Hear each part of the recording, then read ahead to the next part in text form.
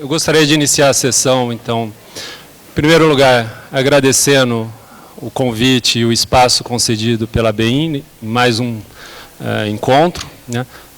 Já faz aí alguns anos que o IED tem participado, né, desse fórum que o Instituto reconhece de extrema relevância em função, né, da necessidade de integração e, né, conversa de agenda de pesquisa na área de desenvolvimento industrial e desenvolvimento econômico, por consequência, né.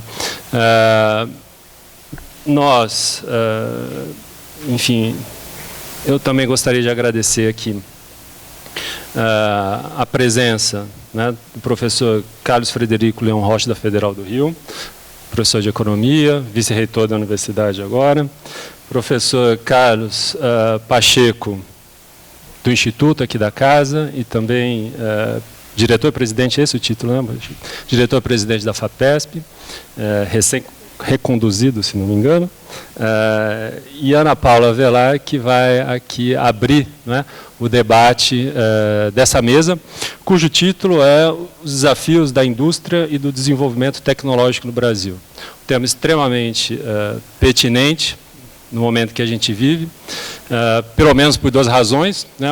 Pela importância de preservar a institucionalidade do nosso sistema de inovação, da nossa, né, execução de política industrial, no momento em que prolongamento da crise econômica e a não reversão desse quadro de forma, né, efetivo enfraquece essas instituições, e pelas contenções de orçamento que vem sendo realizada nos últimos anos e que não deve, né, pelo menos não há indicativo de que haverá uma reversão efetiva nos próximos anos. Por uma segunda razão também, pelo fato de que o mundo passa por um processo mais intenso de transformação tecnológica, que o Brasil precisa participar, né? E para o IED é muito claro que essa participação vem não só pela difusão das tecnologias que estão sendo desenvolvidas fora do país, mas também pela participação do Brasil no desenvolvimento dessas próprias tecnologias. Tá? Então, eu gostaria... Pacheco, você pode começar? Eu passo a palavra, então, ao professor Pacheco. Vou usar uma apresentação.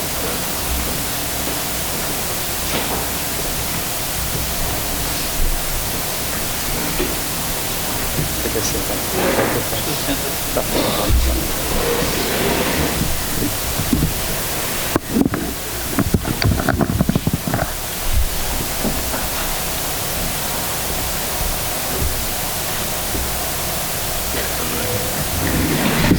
Bom, primeiro de tudo, obrigado pelo convite. É uma satisfação estar aqui. Eu acho que o tema é absolutamente relevante. Eu, antes de começar a apresentação, só queria comentar. Eu nunca fui um aluno formal do professor Wilson Suziga em sala de aula, mas eu aprendi muito tomando aula de um outro jeito.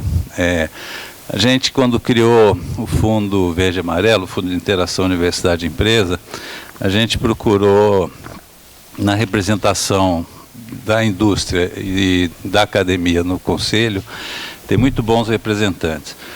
O Conselho era, de fato, um lugar muito interessante de discussão, funcionou, eu presidi o Conselho por 2 anos e pouco.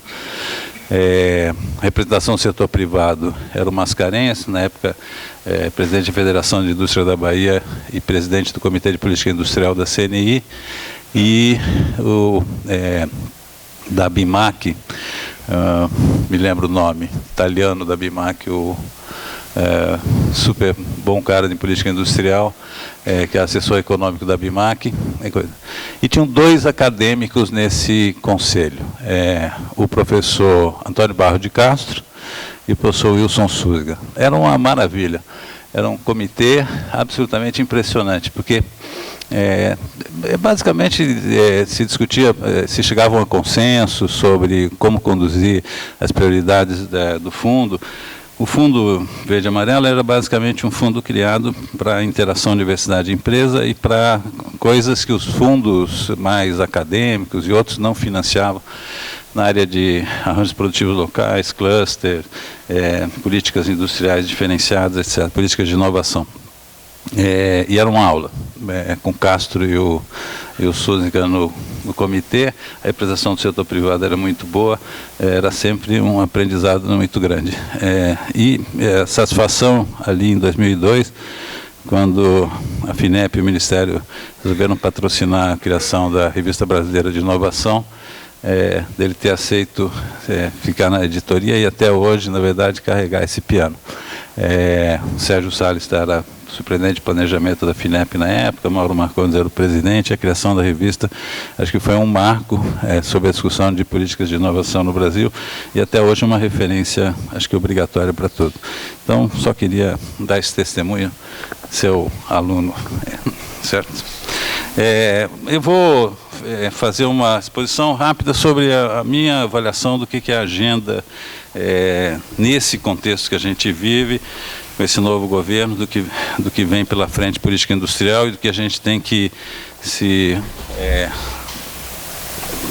estar preparado para discutir ou intervir nesse tipo de debate. Embora políticas industriais tenham momentos de altos e baixos, e em alguns momentos você tem políticas mais explícitas, eu sempre fui da opinião que sempre há política industrial. Ela pode ser muito ruim, mas ela sempre existe. Ela pode ser implícita, porque qualquer mudança de preço relativo, qualquer intervenção na área econômica tem impacto do ponto de vista da estrutura produtiva e acaba impactando em opções ou não opções do país, etc. Nesse sentido, eu queria examinar o que a gente vai ter aí de política industrial nos próximos anos e qual é o horizonte que se avizinha. Evidentemente, vou passar um pouco pelo negócio da crise fiscal das agências e contextualizar isso, qual é o cenário que a gente tem. Deixa eu começar muito rápido, só para fazer um contexto. A gente tem várias medidas sobre inovação, vários índices, vários rankings internacionais. O que é relevante dos vários rankings que tem não é tanto a posição do Brasil, mas é um fato de que é possível ver isso em diversos tipos de ranking. É que o nosso esforço não é compatível com o resultado que a gente alcança. O esforço que o país faz em termos de investimento, formação de recursos humanos, pesquisa, etc., tanto na área acadêmica quanto na área industrial, é relativamente maior do que o resultado que a gente alcança. Isso é uma tônica para países latino-americanos em geral, mas é muito relevante no Brasil, embora essa distância entre esforço e resultado tenha diminuído nos últimos anos. Evidentemente, o resultado disso é parte grande derivado de uma performance medíocre da economia e medíocre da indústria, em particular, nos últimos anos. Com resultados precários do ponto de vista de inovação, com ainda baixo protagonismo empresarial na área, embora a gente tenha assistido nos últimos anos uma espécie de alinhamento entre a liderança privada e a liderança de governo, de que a agenda de inovação é uma agenda relevante. Eu vou centrar essa discussão aqui sobre a agenda de inovação, não tanto de política industrial, mas eu, sinceramente, hoje acho que é impossível não falar de política industrial sem falar de inovação. E o que impressiona sobre o Brasil é que, mesmo nos melhores períodos de política, de formulação de política industrial, a gente carece de ter projetos que sejam capazes de mobilizar segmentos industriais ou mudar a estrutura industrial do ponto de vista de orientá-la para novos segmentos. Uma parte porque as políticas industriais explícitas mais recentes, a PIT, PDP, Brasil Maior, etc., por razões que não cabe aqui discutir, mas elas foram encurtadas no tempo, uma parte pela falta de alinhamento entre as agências federais na primeira versão da PIT, na segunda pelo contexto internacional da crise de 2008 e depois, na última, pela corrosão política e fiscal do governo na condução da política econômica. Então, todas elas, por contextos de natureza diferente, acabaram colapsando, mas elas foram importantes nesse sentido, mas mesmo elas não conseguiram criar coisa. E os resultados são poucos. Do ponto de vista de inovação, o que é uma coisa curiosa é que a gente tem um razoável ativismo governamental desde a década final dos anos 90 até o período recente, um grande ativismo governamental. Se a gente for olhar a lista de medidas tomadas, instrumentos criados, etc., ela é exaustiva. Todo ano tem uma coisa nova, se cria um tipo de fundo novo, se cria um tipo de instrumento novo, se faz uma equalização de juros, se cria subvenção, se cria programas cooperativos entre o BNDES e a FINEP, mesmo no final dos anos 2000. Tem uma série de iniciativas, e do ponto de vista legislativo, desde a lei de inovação, do novo código, etc., é uma série. Há um forte ativismo estatal e um baixíssimo resultado. E as hipóteses para isso, eu acho que aqui tem um grupo grande de pesquisadores, são várias, mas pode ser que você tenha assistido do ponto de vista industrial uma substituição, uma espécie de administração tributária das empresas que usam os novos mecanismos para fazer o que já vinham fazendo sem aumentar o seu esforço. Evidentemente, uma parte grande desse resultado se deve ao desempenho ruim da indústria no período, a queda sistemática durante todo o período de participação da indústria no PIB. Como boa parte do dispêndio em P&D, do esforço, é feito na indústria de transformação, ainda que tenha crescido nos últimos anos o esforço de P&D no setor serviço, a queda da indústria no PIB, ela por si carrega para baixo todos os indicadores nacionais, pelo menos de esforço em P&D. Então, a regressão da estrutura produtiva, a diluição dos recursos no âmbito federal das agências, para poucos projetos de grande porte, a macroeconomia, o ambiente, há várias razões que podem contextualizar porque esse resultado é ruim. Nós não temos estatísticas recentes sobre o que é o esforço, mesmo que a gente critique que gasto em P&D é só uma parte da medida do que se faz em inovação, ele é, em qualquer lugar do mundo, o principal indicador disso. As estatísticas nacionais sobre isso são muito precárias. As estatísticas do Ministério da Ciência e Tecnologia estão paradas em 2016, as estatísticas, a gente talvez tenha até o final do ano uma Pintec nova, mas a gente não sabe avaliar isso. A gente tem feito, inclusive internamente a FAPESP, a gente publica no relatório anual da FAPESP uma área de indicadores, e nós criamos na FAPESP recentemente uma gerência de indicadores de ciência, tecnologia e inovação. Então a gente tem feito um esforço, isso aqui é uma coisa uma estimativa grosseira da evolução recente do dispêndio nacional em P&D. O lado público é mais realista nessa projeção e reflete um pouco o impacto da crise fiscal na queda do dispêndio federal em P&D. O lado privado é uma estimativa considerando a queda de participação da indústria no PIB e uma hipótese de que o gasto em P&D em relação à receita líquida de venda tenha se mantido constante desde a última Pintec, que é uma hipótese razoável, porque esse indicador tem se mantido constante nos últimos anos, embora a crise possa ter até reduzido esse tipo de dispêndio. É difícil, mas assim, isso aqui é uma figura que mostra, na verdade, como isso vem se deteriorando desde 2013 de forma sistemática, tanto no setor público quanto no setor privado. E acho que vocês conhecem as estatísticas, do ponto de vista mundial, depois de 2008, o dispêndio em P&D global cresce acima do PIB no mundo inteiro. Em 2008 tem uma queda grande, tanto no produto quanto no dispêndio, mas a partir de 2008, em praticamente toda a OCDE, o dispêndio em P&D cresce acima do PIB, e o PIB cresce muito mais do que o nosso cresceu, certo? Então, é uma coisa que vai na contramão. Parte disso é o reflexo da crise fiscal sobre as agências públicas federais. Esses são dados reais. Os dados das fundações de amparo são os mais precários aqui, porque tirando a FAPESP responde por mais ou menos 60% do que é o conjunto das fundações de amparo à pesquisa do Brasil inteiro. Então a gente estima a partir da FAPESP quanto é que é o dispêndio das FAPs, mas também a gente não tem desde 2016 boas estatísticas estaduais. Mas não mudaria sensivelmente a natureza desse gráfico se tivesse dados muito melhores, etc. Também há uma coisa, e a queda se deve basicamente à queda das agências federais puxadas pela queda do FNDCT.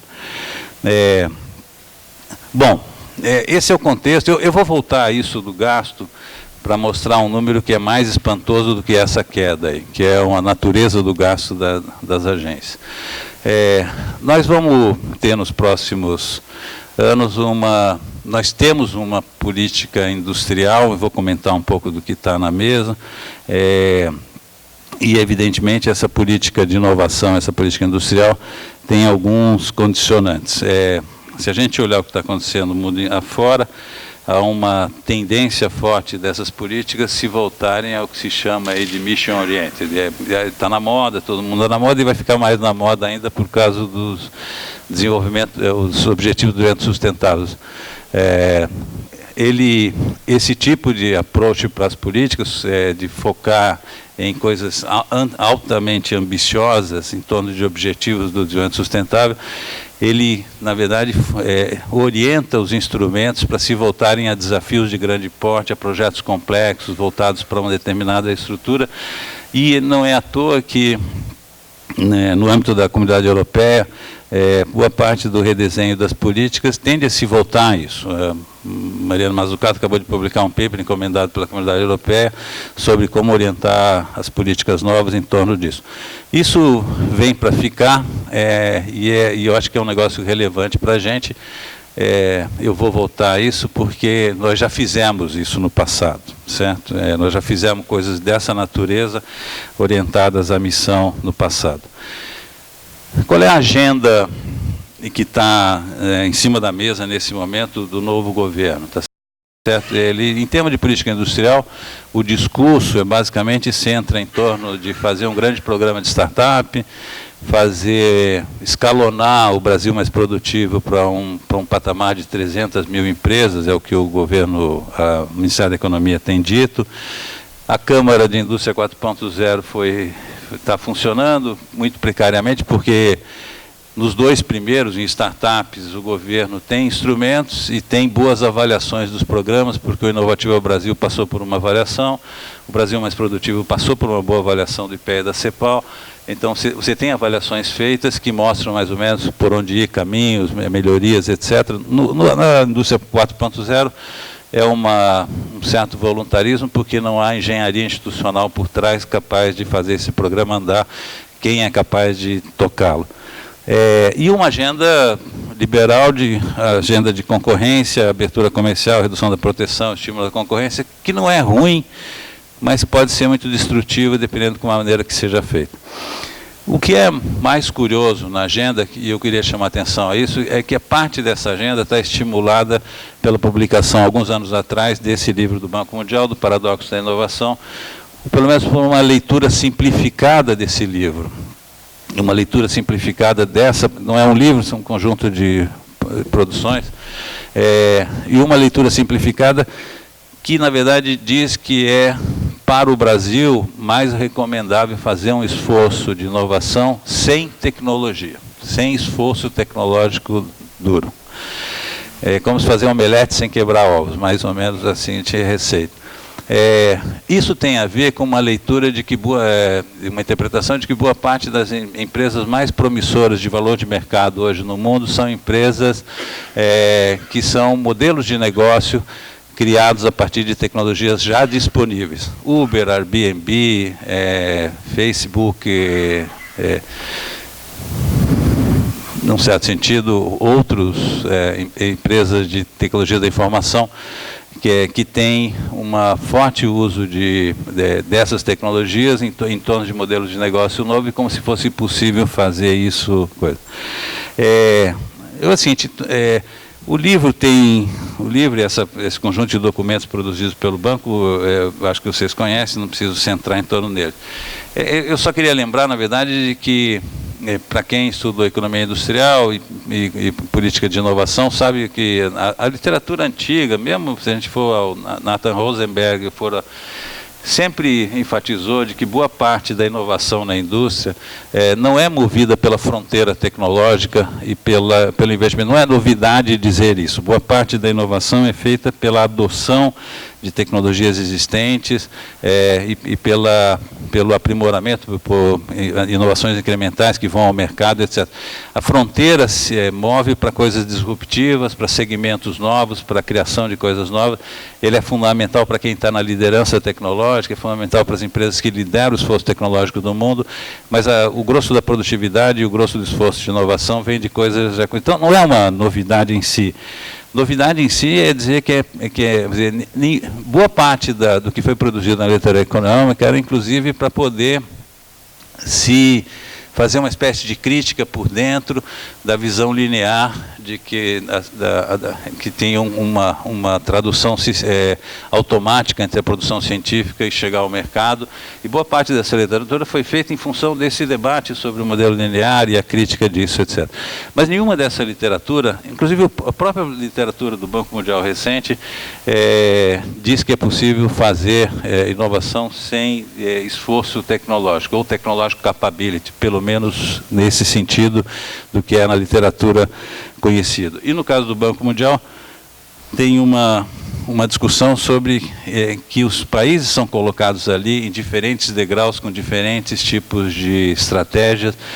Como o Brasil é um país de renda média, não é aquele primeiro degrau em que você não precisa fazer nenhum esforço tecnológico, que você utiliza coisas existentes, que você pode utilizar, pelo menos, para ser um modelo para o Brasil. Bom, evidentemente, essa agenda que está em cima da mesa não é uma agenda, é uma agenda sobre a qual, inclusive, há relativo consenso.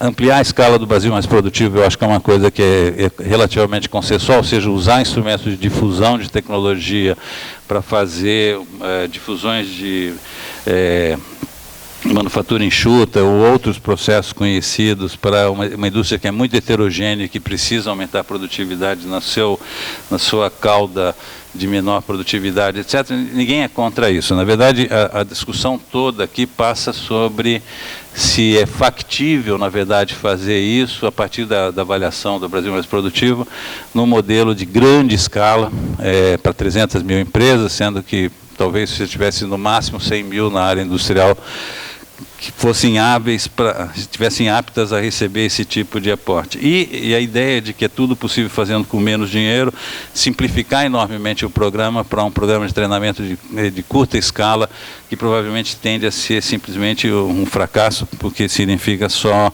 uma melhoria marginal do ponto de vista dos processos internos das empresas, etc. Então, a questão da mais ou menos produtiva nova geração é isso. A questão das startups é uma coisa consensual. A dúvida aqui é se a intenção governamental não pode levar a falta coordenação nessa área, todo mundo sabe, mas se a excessiva centralização de programas não pode matar iniciativas interessantes que acontecem em vários lugares. E a grande questão é a ausência, na verdade, de qualquer estratégia de que o Brasil deva fazer nessas fronteiras tecnológicas novas, nessas fronteiras que têm a ver com aquilo que chama-se aí de tecnologias exponenciais, tecnologias habilitadoras, a nova fronteira tecnológica, em que talvez a síntese de tudo seja a ideia de inteligência artificial, como uma síntese de um conjunto de tecnologias que são transversais e que interagem entre si e que, na verdade, na prática, são aplicadas de forma interativa, e isso falta uma coisa. Meu tempo está indo rápido aqui, eu deixo depois esse material com vocês, seguinte. É possível fazer isso? É possível fazer isso. Eu só vou dar um exemplo de uma coisa que acontece na FAPESP, na nossa carteira do PIP, de pequenas empresas inovadoras. Nos últimos anos, quando a gente mapeia, a gente tem apoiado 250 novos projetos de empresas inovadoras por ano. Na aplicação do PIP, 30% dessas empresas não existem quando aplicam, ou seja, são empresas nascentes. E mais ou menos 90% tem menos de 3 anos de existência. Portanto, é quase que um programa para startup, ainda que empresas já existentes há muito tempo, com menos de 250 empregados, possam pleitear esse tipo de apoio. O que é curioso é olhar, quando a gente junta esses dados de automação, Big Data, Cloud, inteligência artificial, manufatura aditiva, etc., e tabula a carteira que a gente tem nos últimos anos, ver a enorme explosão do número de empresas nesses temas, com grande ênfase. O gráfico que está do lado esquerdo aí é a frequência sem repetição as empresas estão classificadas pela sua temática principal, e é visível ver, na verdade, que são essas as áreas nos últimos 4 anos que explodiram em torno do número de projetos. Da direita tem aberta por diversos tempos, e automação e inteligência artificial e IoT são aquelas que se destacam. Então, é possível fazer? É possível. Até porque isso aqui é bem feito, articulado com grandes empresas, tá certo? Com os corporate ventures das grandes empresas, com as estratégias de equity das grandes empresas. É perfeitamente possível ter uma estratégia de modernização da indústria nas áreas de fronteira que acople startups aos esforços das grandes empresas. O exemplo, talvez para mim, que foi o exemplo mais impressionante que eu vi, é o que a Ambev fez na modernização das plantas industriais de São Paulo, em que ela trabalhou com 12 startups.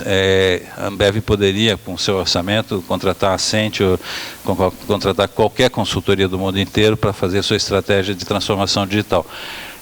Trabalhar com 12 startups deve ser um custo de gestão razoável, tá certo? Um esforço de gestão razoável. Ela fez isso, a gente sabe porque algumas das empresas com que ela trabalhou eram na carteira do PIP e nasceram dentro do PIP e estão fazendo isso. Então, veja como é que é interessante se você tivesse uma coisa um pouco mais assertiva sobre novas tecnologias e aliasse isso com uma parte da estratégia de transformação digital e de modernização tecnológica das grandes empresas brasileiras. Isso aqui é mesmo andado, eu vou pular. Eu queria, só para encerrar, porque acho que está no meu último minuto, voltar ao tema da crise fiscal, do impacto da crise fiscal. Porque isso aqui é um negócio que eu conheço razoavelmente bem o orçamento federal e o orçamento de esforço de P&D e de gasto em P&D públicos e privados. Mas jamais me ocorreu que o que está acontecendo é uma das coisas mais inusitadas no mundo. É que esse aqui é o orçamento executado em 2018 no Ministério da Ciência e Tecnologia, e a execução é a primeira coluna, a segunda coluna é os recursos arrecadados. Recursos arrecadados são ou receita de vendas de serviços e produtos por parte das empresas, tipo a INB vende para Angra 3, para eletronuclear, urânio enriquecido, a CNEM vende radioisótopo para o mercado de radiofármacos, tá certo? Elas têm receita, a Nuclep vende serviço, etc.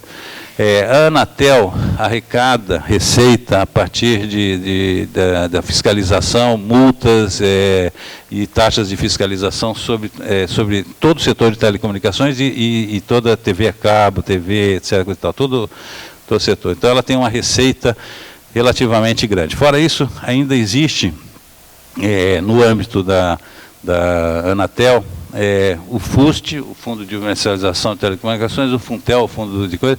Existem todos os fundos setoriais, uma CID enorme sobre remessas ao exterior, que é o grosso da arrecadação do FNDCT hoje, e um conjunto de outras receitas vinculadas, que são CIDs na prática, que alimentam isso. O total de receita arrecadado em 2018 pelo Ministério é 11 bilhões e 100, a soma daquela coluna. O que foi executado pelo Ministério foi 10 bilhões. É como se o Ministério fosse uma entidade superavitária do ponto de vista do Tesouro. Ele arrecada mais do que ele executa. É um negócio inusitado, porque a gente diz que a gente tem uma crise fiscal, mas assim, a receita vinculada e a receita de prestação de serviço do Ministério é maior que o dispêndio. A gente está discutindo se faltam 300 milhões para o CNPq fechar o ano, etc. Mas o Ministério é uma caixa de gerar recursos para o Tesouro. Ele não é uma fonte de dispêndio, de gasto e recursos do Tesouro. Isso se a gente considerar só as receitas. Mas assim, a gente tem uma receita extraordinária que o Ministério gera hoje, o Ministério de Comunicações gera, que é a receita de outorga do serviço de telecomunicações. A outorga só acontece quando há leilões. Houve um leilão pequeno até em 2012, a Claro levou uma banda, e em 2015 houve um leilão em que todas as 4 grandes operadoras leiloaram faixas novas, etc., do 4,5, etc. Aquela outorga, ela gerou mais ou menos 9 bi. Eu peguei aqui, fiz uma conta de média. Se eu dividisse a outorga entre 2012 e 2019 por ano, para uniformizar isso por ano, para não fazer ela daria 2 bi por ano, 1 bi e 800. Então você podia somar mais 1 bi e 800 nessa receita, porque é uma receita de outorga que vai direto para o Tesouro. Ano que vem haverá uma outorga do 5G. A estimativa de receita para o Tesouro é 10 bilhões. Então, tem mesmo que a gente botasse ao lado disso a chamada renúncia fiscal que o Ministério, que o esforço do IPID recebe, a 8.010 de importação de equipamento, a lei do bem, a lei de informática. A lei de informática, sinceramente, eu nunca gosto de pôr na renúncia fiscal, porque a lei de informática é uma lei de equilíbrio regional entre a Zona Franca de Manaus e o resto do país. Não é exatamente uma lei de PID. O resultado dela em termos de PID é bastante questionável. Ela podia, se reduzir o IPI, baixaria essa renúncia fiscal e eu acho que provavelmente nada aconteceria no Brasil. Então eu só queria mostrar o seguinte, falando para encerrar, dizer o seguinte, a gente tem debatido nos últimos anos como financiar uma nova política de inovação e como financiar uma política industrial. Esse quadro me chama a atenção de que a situação não é tão complexa. É o seguinte, nós ficamos nos últimos anos, o próprio IPEA fez isso, nós fizemos, vários autores fizeram isso, buscando fontes alternativas, fundo social, etc. E tal. Mas, na verdade, o que mostra esse quadro é que, na verdade, do ponto de vista das agências federais mais relevantes, elas são superavitárias em termos do que elas arrecadam, em torno dos limites de empenho e limites financeiros que elas recebem. O que é uma coisa absolutamente inusitada, dada até a situação, nesse momento particular, do CNPq. Então, era isso. Eu tenho outras coisas aqui, mas acho que eu fico por aqui. Obrigado. Já passei meu tempo também.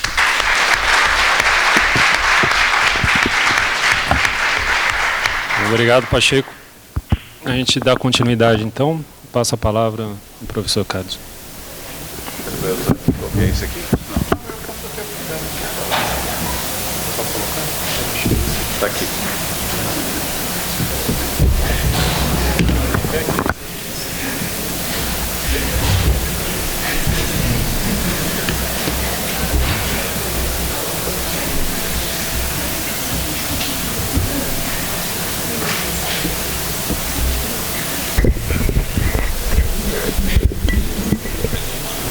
Bom, quando o Rogério me chamou para fazer a exposição, eu fiquei preocupado porque eu tinha desistido de olhar dados sobre a indústria depois de 2015. Então, eu falei, bom, como é que eu vou falar sobre o desafio da indústria sem olhar os dados depois de 2015? Eu achei o Pacheco muito corajoso, porque ele continuou olhando, assim. Eu parei de olhar os dados e eu não queria voltar aos dados. Eu falei, não vou voltar. Não vou. Então, eu preparei uma exposição um pouco metodológica, que desenvolve algumas crenças. Na verdade, tem várias coisas que eu concordo. Eu até podia falar um pouquinho sobre o que o Pacheco falou, né? Mas eu vou fazer uma exposição bem diferente, na verdade. Espero não... mas a gente tem coisas que vão aparecer que são parecidas. E assim, o que eu vou levar como base aqui, eu me lembro quando... Sempre que eu recebia um orientando novo, eu chegava para ele e falava o seguinte, olha, se você tem uma hipótese, que você tem muita crença na hipótese, e ela não se verifica, desconfia do dado. Tá, claro, né? Não é verdade? Agora eu estou falando, então tem um pouco isso, o que eu vou mostrar, vamos desconfiar um pouquinho nos nossos dados, tá? Mas a segunda coisa que eu vou levar, também desconfia agora da hipótese. Tá? Então, a exposição vai passar por aí, eu vou começar falando sobre Schumpeter, isso aí todo mundo conhece aqui, eu não estou falando já para quem conhece do assunto. O Schumpeter fala sobre inovação é uma nova combinação de recursos. Mas o que eu queria destacar é o seguinte, o Schumpeter é uma coisa que eu falo sempre que eu dou aula de economia da inovação, é que não existe no TDE a palavra inovação. Ela não aparece em nenhum momento no TDE. Todo mundo fala, não, mas o TDE, quando o Schumpeter fala de inovação, no TDE não tem a palavra inovação. O que tem é a nova combinação de recursos. Então, na verdade, a inovação no Schumpeter é a forma de usar, uma nova forma de usar recursos. Tá? É sempre isso. Aí tem todo... É que eu entro, isso aí eu tirei de uma aula minha lá, eu entro, vou explicar o ciclo econômico, mas o que é importante aqui é que a ideia que o Schumpeter iguala mudança estrutural a desenvolvimento. Tá? Para ele é a mesma coisa. Tá? Então, uma leitura schumpeteriana seria uma leitura de que mudança estrutural é desenvolvimento e desenvolvimento é a mudança estrutural. Tá? Então, a gente tem que procurar um pouquinho o que na hora de estudar desenvolvimento, a gente tem que olhar essa mudança estrutural. Aí, tem uma outra coisa que eu gosto de falar com os meus alunos, é pegar as definições. O que é a estrutura, eu tenho, vamos lá nas definições, até a literatura tradicional, o Schenner, mudanças estruturais relevantes, vai tratar da acumulação de capital físico e humano, comércio, emprego e produção. E, normalmente, você acaba entrando em alguma classificação setorial, como uma classificação de mudança estrutural. Tá? Então, aí quando você vai entrar, eu vou na origem aí dos grandes autores que analisam mudança estrutural. E aqui, por que eu estou falando isso tudo aqui? É para discutir indústria. Tá? Porque a origem, quando você começa a formatar a indústria e as classificações setoriais dos diferentes institutos de pesquisa vão atrás de uma classificação industrial, a classificação industrial ela não é buscada simplesmente pelo processo de transformação de produtos. Em apenas alguns dos casos das classificações setoriais, você busca a transformação de produtos. Mas o que aparece sempre o que você está buscando é a rapidez da mudança do progresso técnico.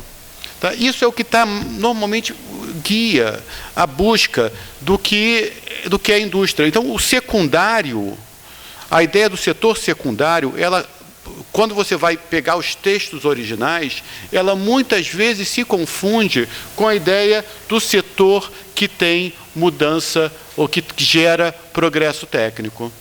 Tá? Então, eu estou pegando aí o meu gancho. Tá?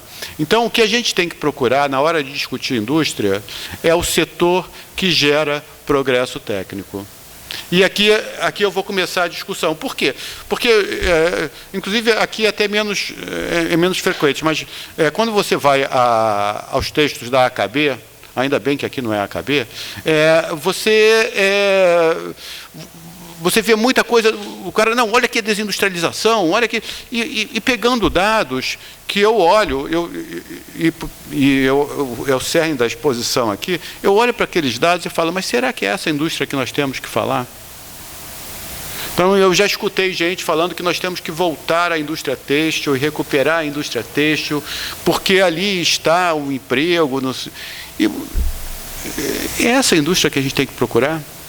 Tá? Então, eu tô atrás disso. Né? Então, não se busca uma classificação setorial, mas o entendimento do que é o núcleo gerador do progresso técnico. Isso aqui é o Schumpeter, só para dizer que aqueles que falavam sobre progresso técnico são todos carecas.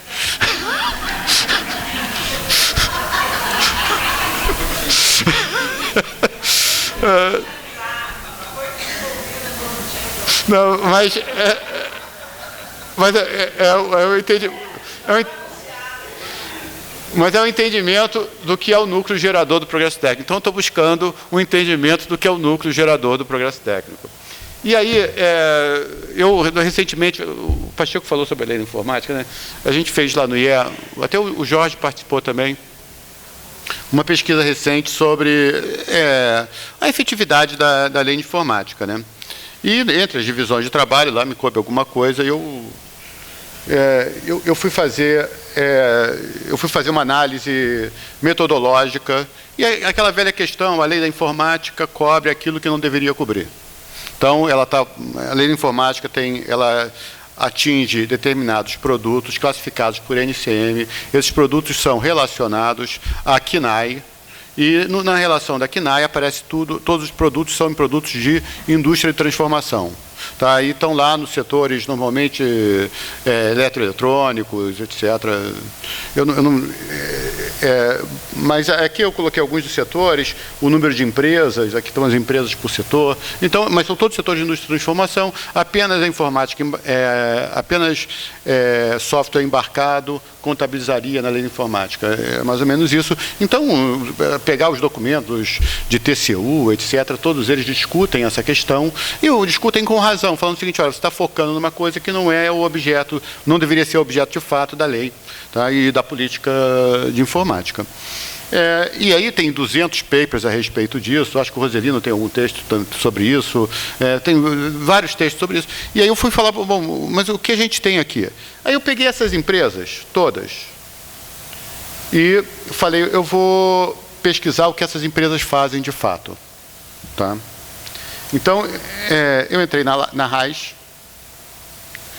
a partir dos radicais do CNPJ dessas empresas. Os radicais do CNPJ, eu tirei o que tem 0001, que é o 00018, eu tirei aquilo. Tá? E classifiquei 69.784 trabalhadores nas empresas que são alvo da indústria de informática, das empresas que são alvos da lei de informática, isso para 2015. Né? Então, são esses os trabalhadores. 69 mil. Então, é bastante gente que está envolvida nisso. São empresas grandes. Eu agreguei os dados desses trabalhadores. Aí eu peguei e falei, bom, esse trabalhador está conectado, aí sim, a uma unidade local. Estando conectado a uma unidade local, aí eu voltei para o 0001, 0018, eu voltei para eles. Tá? E fui ver a classificação da unidade local. Tá? Então, eu classifiquei o trabalhador por setor de acordo com a unidade local. E o que eu notei é que 25.816 trabalhadores estavam fora dos setores beneficiados. Então, eles pertenciam essas empresas são mais diversificadas e estão em outros segmentos que não apenas aqueles dos setores beneficiados. E de tal maneira que essa classificação da seguinte maneira, tem a seguinte coisa: 9.370 ainda são setores que nós classificaríamos como indústria de transformação. Mas 16.446 trabalhadores estão em setores que não se qualificariam como indústria de transformação. Então, estão completamente fora da indústria de transformação.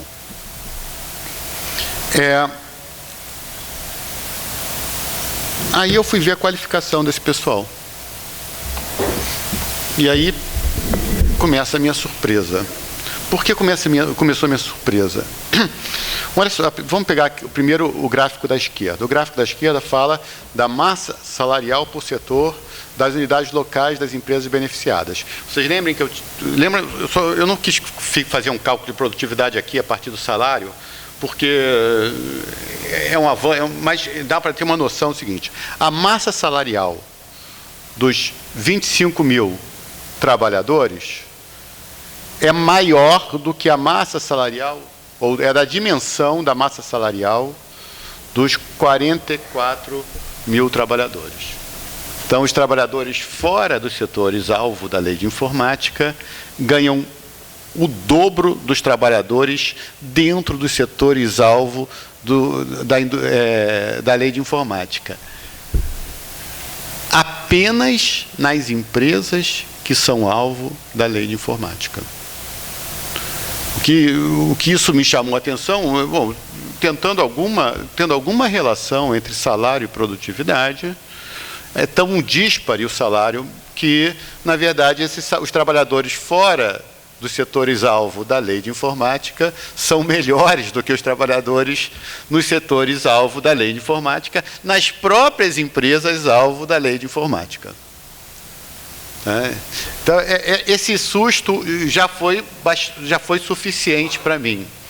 Aí, vamos pegar, então, a qualificação da mão de obra. Eu peguei 3 indicadores. Pessoal com ensino médio, aí são empresas muito qualificadas, aqui, pessoal com pelo menos ensino médio. Aí, quando vem pessoal com ensino superior, as empresas fora da lei de informática, quer dizer, os trabalhadores em segmentos não cobertos pela lei de informática são mais qualificados que os trabalhadores em segmentos da lei de informática. Também eu comecei a ficar um pouco mais assustado. Aí tem aquela variável que eu acho que vocês conhecem, que é a tal da POTEC, que foi calculada pelo IPEA em algum momento, que é pessoal, eles pegam a CBO, tá? Classificação Brasileira de Ocupações, e classificam os trabalhadores em ocupações técnicas e científicas.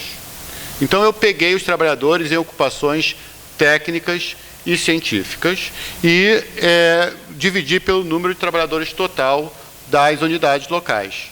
E olha o que eu tenho. As unidades locais de segmentos não cobertos pela lei de informática têm mais trabalhadores em ocupações técnicas e científicas do que aqueles segmentos cobertos pela lei de informática. Tá? Então, aonde está o progresso técnico aqui? Tá? Só para ter uma ideia, eu já fiz os testes juntando a RAIS com a Pintec, e a correlação, à medida que você vai refinando e a Pintec vai ficando melhor, a Pintec e a RAIS, né? À medida que o tempo passa, a correlação entre os dois indicadores aumenta. Tá? Então, a correlação é 0,92, 0,91. Então, é uma alta correlação com gasto em P&D. Tá? Eu estou falando que isso aqui tem alta correlação com gasto em P&D. É até um bom indicador para fazer o acompanhamento, porque você tem... Agora, neste momento, eu já consigo pegar o dado até 2017. Então, já dá para ver que tem uma transformação aqui interessante. Então, aí eu falo, puxa vida, será que não...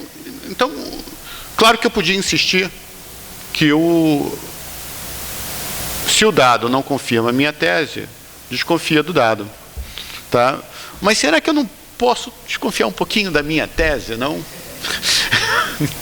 Tá? E aí eu fui pegar os dados agregados. Né? Agora, isso aqui é mais fácil. Eu peguei a POTEC, o dado da... participação da mão de obra em ocupações científicas e tecnológicas na mão de obra total por grande setor. Tá? Aí eu peguei aqui os dados de diferentes setores, eu botei em vermelho indústria de transformação e o total geral eu coloquei em preto, o resto está em azul.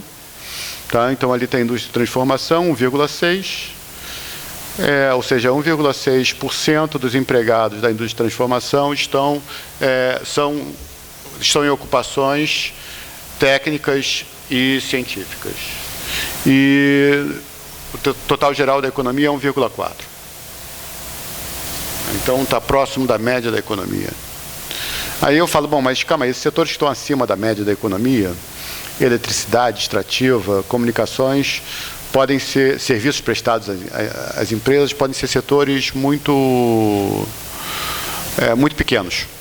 Então, na verdade, a indústria continua sendo a indústria. Eu vou e fiz a participação do setor na mão de obra em ocupações técnicas e científicas. Ou seja, isso aí soma 100. Tá? E a indústria responde por 17,4% do pessoal ocupado ou seja, 83% do pessoal ocupado em ocupações técnicas e científicas estão fora da indústria de transformação. Claro que tem, aí você podia... tem educação em algum lugar, né? Tem educação 2,9, tem os setores que são muito intensivos, né? Administração pública 9,5, mas aí aparece serviços prestados a empresas tem 35,9% do pessoal. Então aí eu podia ficar fazendo indicadores aí à vontade, né? Mas esses indicadores não... eu ia ficar repetindo aqui uma tese que, para ser confirmada, eu tenho que fazer muito mais coisa do que o que eu tenho aqui. Tá? Mas isso já me abre caminho para eu desconfiar do que nós estamos falando sobre a indústria de transformação. Tá? Então, o que nós estamos falando sobre a importância da indústria, e eu começo a ter que discutir muito mais o que é indústria embarcada, qual a relação da indústria com os serviços, que aqui eu tenho serviços como principal importante. Então, o que eu acho que a gente tem que começar a discutir outras coisas que não aquelas simplesmente associadas à indústria de transformação. Tá? Então, isso é um pouquinho, é bem provocativo, inclusive numa mesa com o IED junto. Eu tinha combinado que eu ia mentir se o Julinho tivesse vindo, mas como o Julinho não veio, então eu pude falar. Mas eu não estou aqui. Eu acho que a gente tem que olhar para outras coisas que não apenas a indústria de transformação, quando a gente estiver falando de progresso técnico, e de repente até definir a mudança de indústria para a gente. O que é exatamente indústria? O que exatamente é o setor que é o núcleo endógeno do progresso técnico nas economias. Obviamente, a gente está pegando a economia brasileira, que está longe de ter um núcleo endógeno do progresso técnico muito denso, mas a gente tem que olhar. Eu acho que, no mínimo, tem que olhar e fazer perguntas que sejam, que comportem esse cenário, que é um cenário um pouquinho diferente daquilo que nós estamos acostumados. Então, quando aparecer um cara da AKB aqui, mostrando aqueles gráficos, você fala, não, calma, vamos desconfiar aqui que não é só o câmbio, que tem outras coisas que estão envolvidas e que o setor, e que de repente tem saídas que estão fora do setor, dos setores tradicionais que nós focamos. Tá? E aqui, esse gráfico é um gráfico antigo, isso aqui é um slide muito antigo que eu trabalhei. Quando eu ficava trabalhando com recursos naturais, eu colocava esse gráfico dizendo que era possível ter um desenvolvimento a partir de recursos naturais. Mas o que chama atenção aqui é aonde está o setor e o que nós aproveitamos para o setor, com a ideia de o que eu tenho embarcado e o que eu tenho e qual é o meu produto final. Tá? Então, eu peguei o caso da Suécia e do Reino Unido. A Suécia tinha 40% do PIB per capita do Reino Unido em 1880 e em 1910 ela chegou a 55%. E era um país extremamente dependente das exportações para o Reino Unido.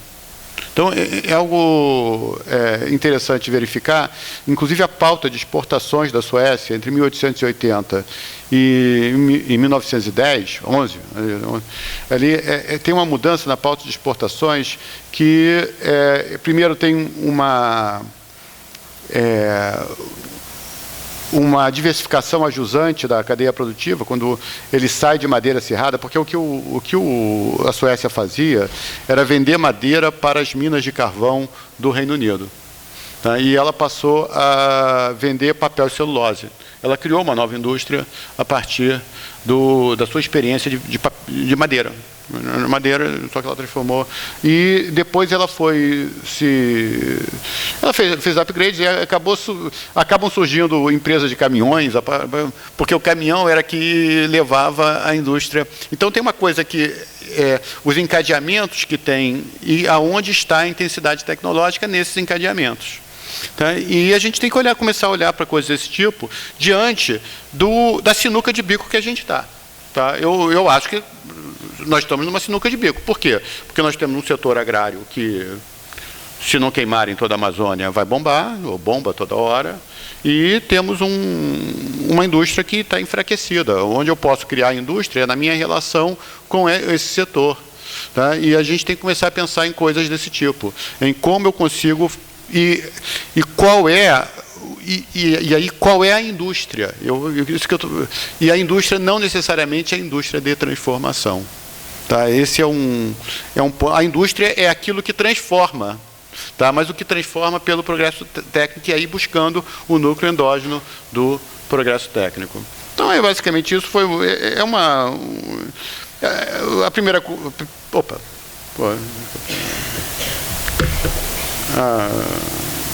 O slide mais importante. Então, eu acho que a primeira lição da gente para trabalhar aqui é que a gente tem que mudar a classificação setorial.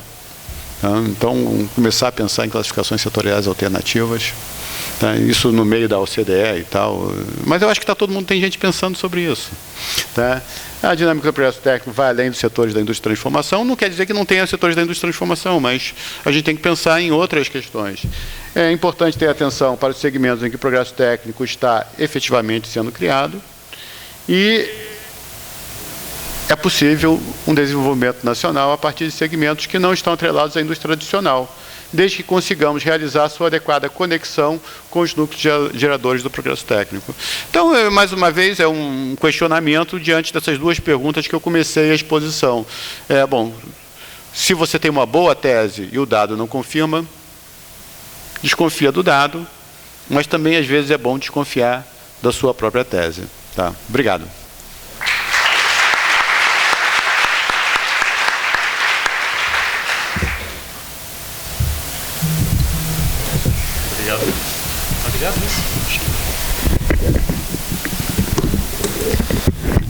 Obrigado, Frederico.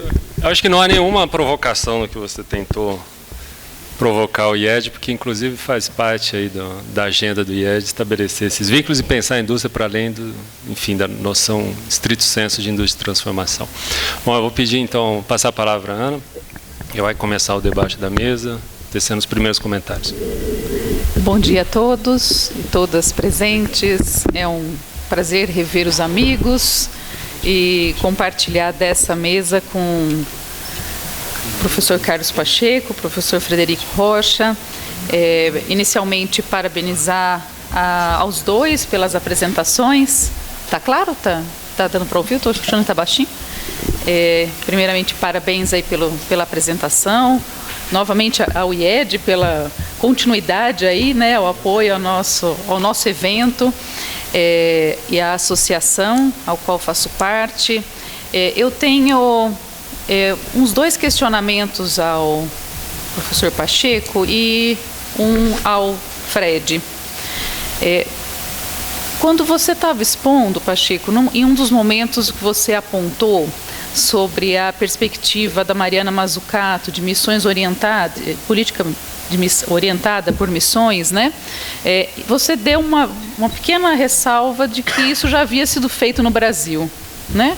E eu queria que você explorasse um pouquinho mais isso, relacionando com o papel do BNDES, da FINEP e das próprias fundações de apoio, né, das FAPs. Se em algum momento essa experiência nacional dessa abordagem não passou pela relação com essas instituições, tá?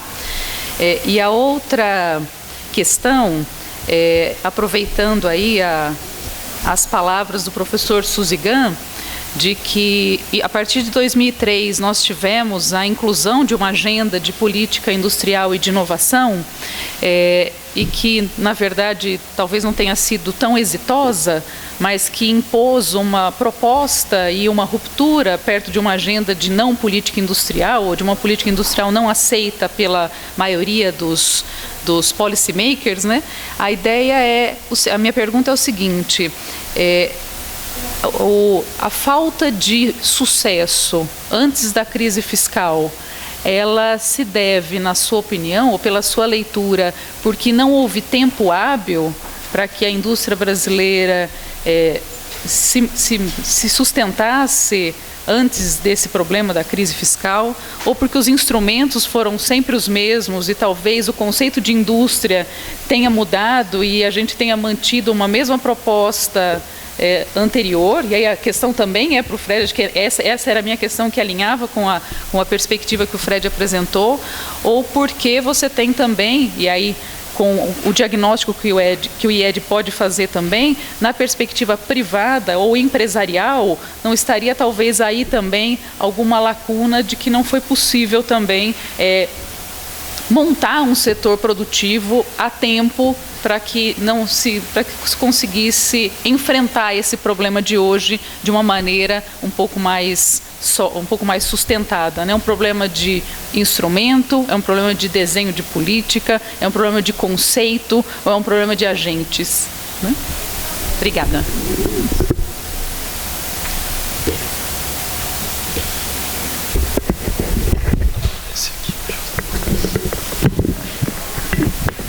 Obrigado, Ana. Tem o grande exemplo de missão orientada, o Orient Mission no Brasil, é o Proálcool. Eu até tinha um slide sobre o... não há nada mais fantástico do ponto de vista de realização nacional em termos... Várias coisas interessantes no Brasil, além do futebol, né, e da bossa nova. Mas o Proálcool é um exemplo de uma forte articulação institucional e de mobilização da indústria automotiva, fornecedores, cadeias, setor sucroalcooleiro, etc. É um negócio impressionante. Anos depois, mesmo agora, durante os anos 90, anos 2000, o Brasil recebe anualmente umas 50 delegações no mundo inteiro que vêm conhecer o que a gente faz em termos de álcool, tanto no ponto de vista produtivo, a produtividade média é relativamente elevada. Nos últimos anos ela não tem crescido, tem um problema de alavancagem da produtividade do setor agrícola. Mas é o seguinte, essas delegações estrangeiras, me lembro o pessoal do antigo CTC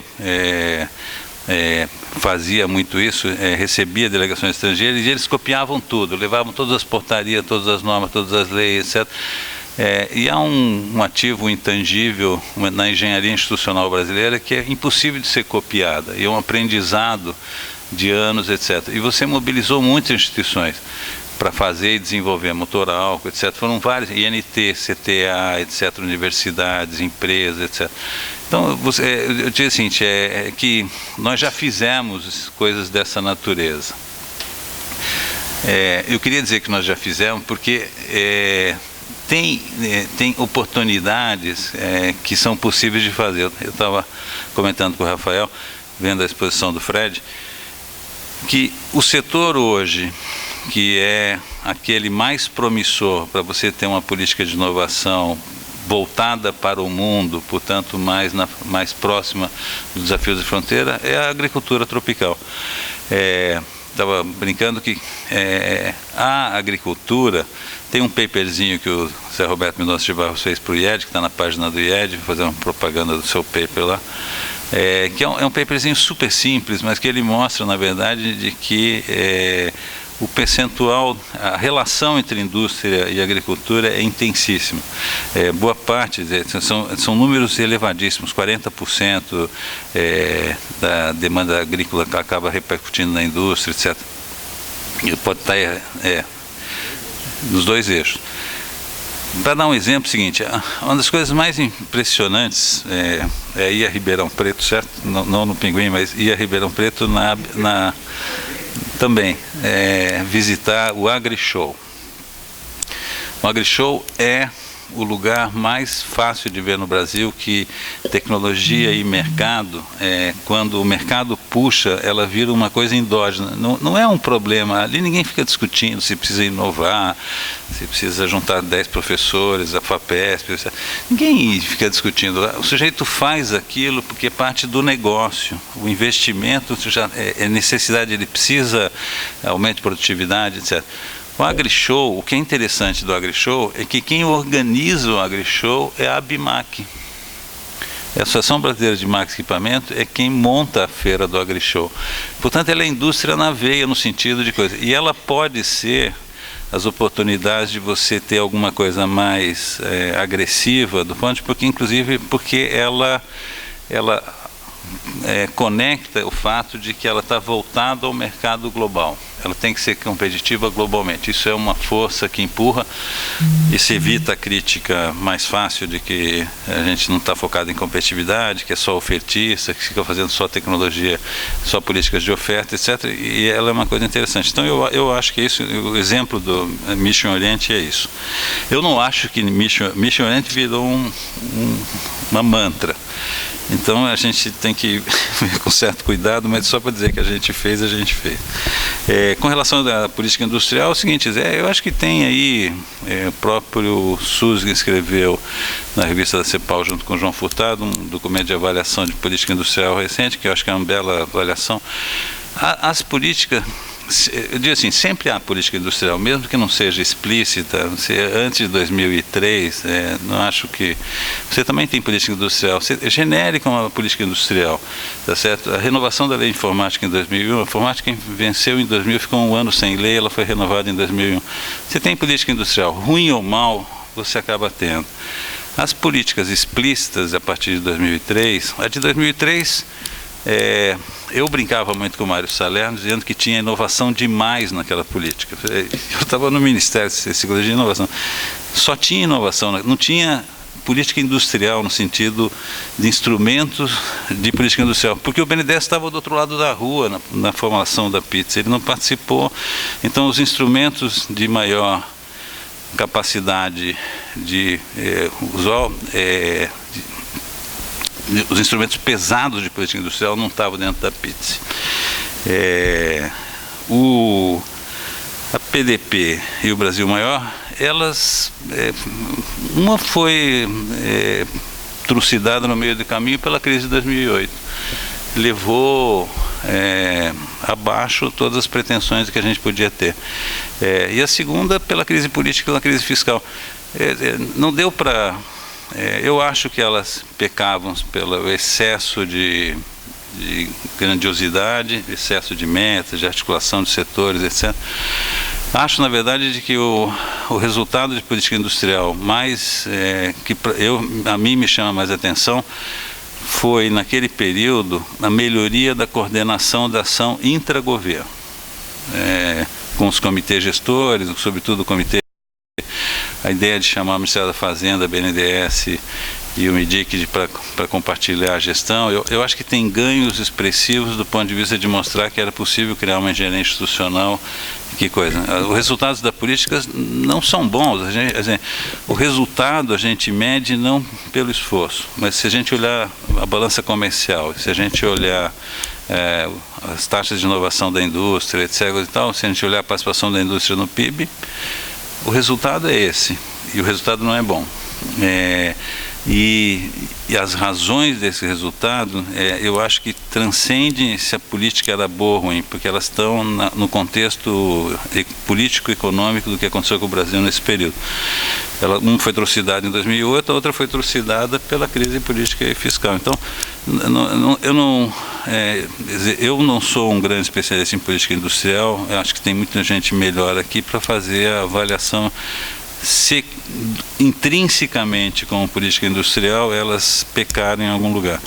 A razão que elas colapsaram, acho que estão fora delas, ainda que eu acho que elas tivessem como proposta de política industrial problemas, algumas pelo excesso de ambição, algumas pelo excesso de falta de instrumentos convencionais de política industrial.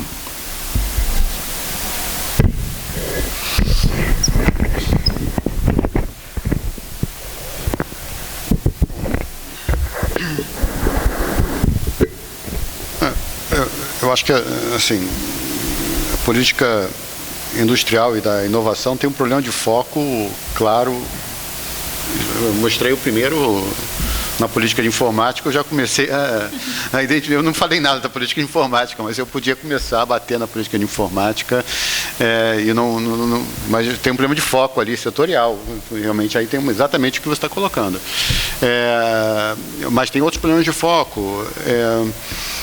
Eu fiz a política de inovação, por exemplo, eu fiz vários testes recentes que eu defendi memorial. O artigo da minha defesa era um artigo sobre política de inovação. E aí, o que acontece? Sempre que você consegue, sempre que você aumenta o controle sobre o viés de seleção, o resultado desaparece. Então, claro, faz lá um matching qualquer. Você faz o matching, aí o resultado já diminui. Bom, mas o matching não tira todo o viés de seleção. Aí faz um pouquinho mais de... Bota primeiras diferenças, coloca um DID, coloca... Aí o resultado não vai para as cucuias.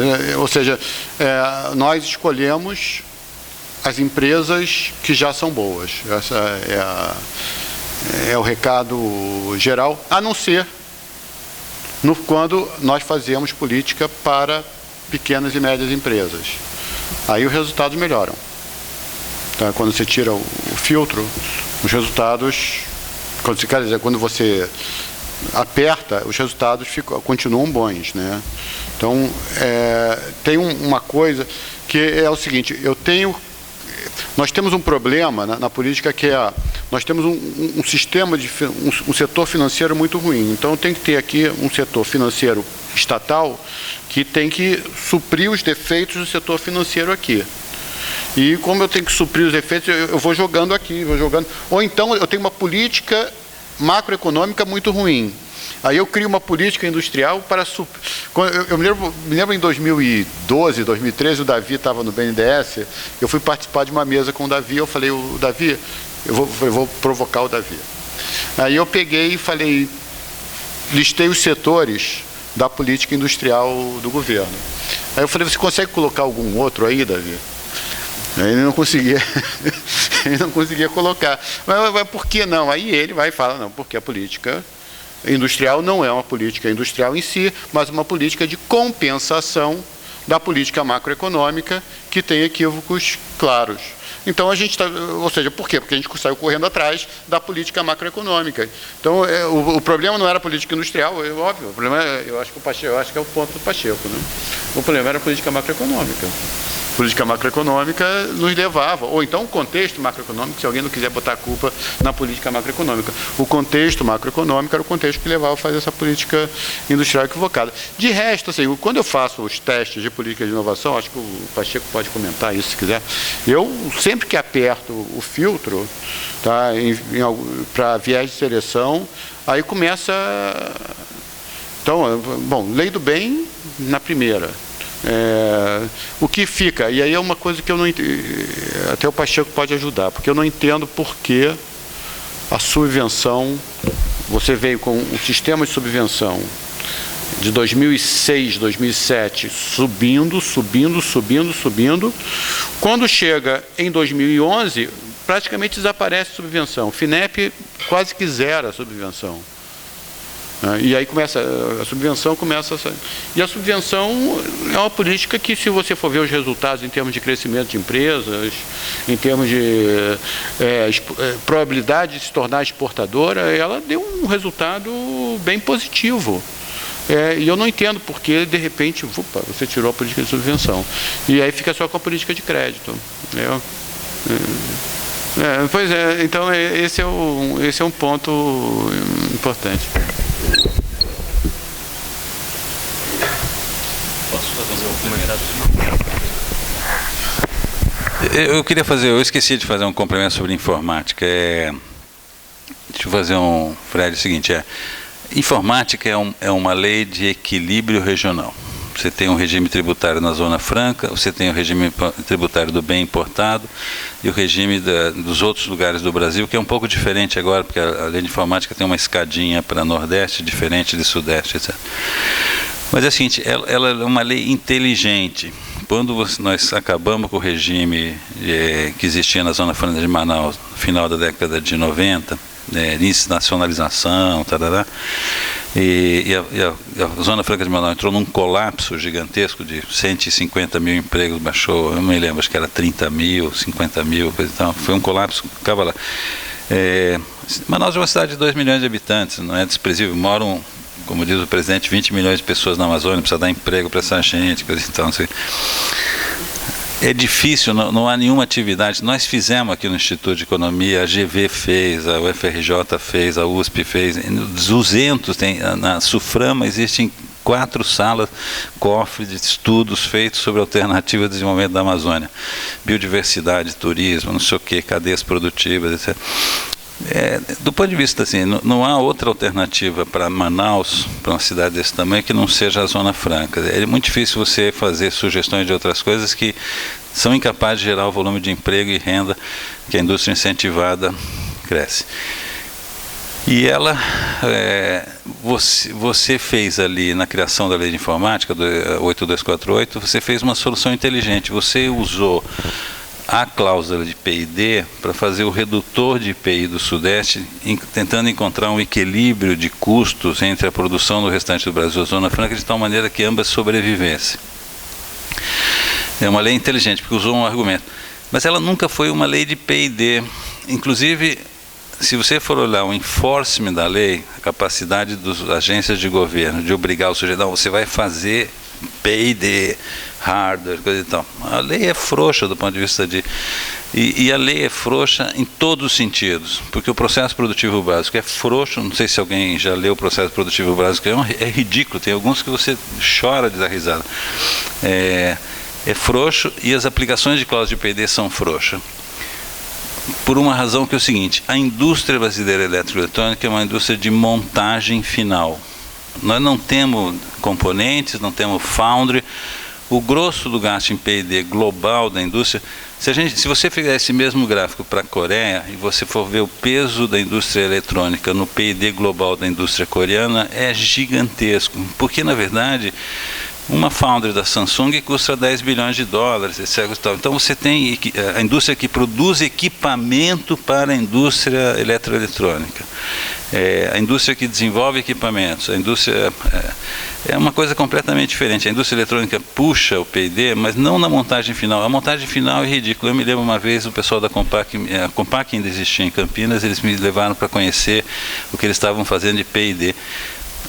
Um computador, você passa numa linha de montagem, o cara vai, e é tudo automático, vai botando a placa. A única coisa que ele fazia de P&D, que ele dizia que era P&D, era a configuração do software do computador.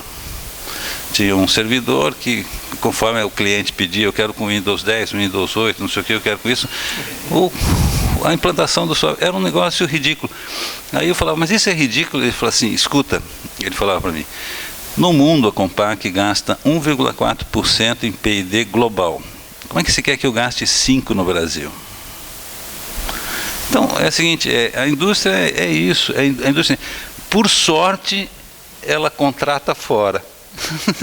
Não é um problema ela contratar fora. Por sorte, ela contrata os prestadores de serviço fora para gastar parte da sua obrigação. E lembra-se que é o seguinte, mais da metade do faturamento das indústrias que recebe incentivo da lei de informática é de bens não incentivados. Toda essa indústria tem bens não incentivados, todas elas têm bens que não estão contemplados pela lei e que têm atividades. Então, não acho que seja... Eu acho que informática, quer dizer, eu sempre tabulo separado a renúncia da informática porque eu acho que ela não é para PID, ela é um problema de equilíbrio regional.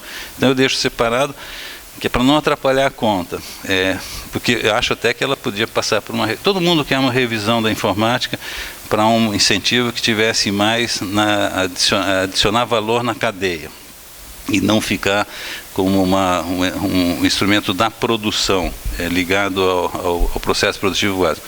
Mas ninguém tem a solução mágica de resolver a quadratura do ciclo. Manter os empregos na Zona Franca, manter a coisa, evitar a importação de equipamento. Ninguém consegue fazer isso decentemente que eu conheço.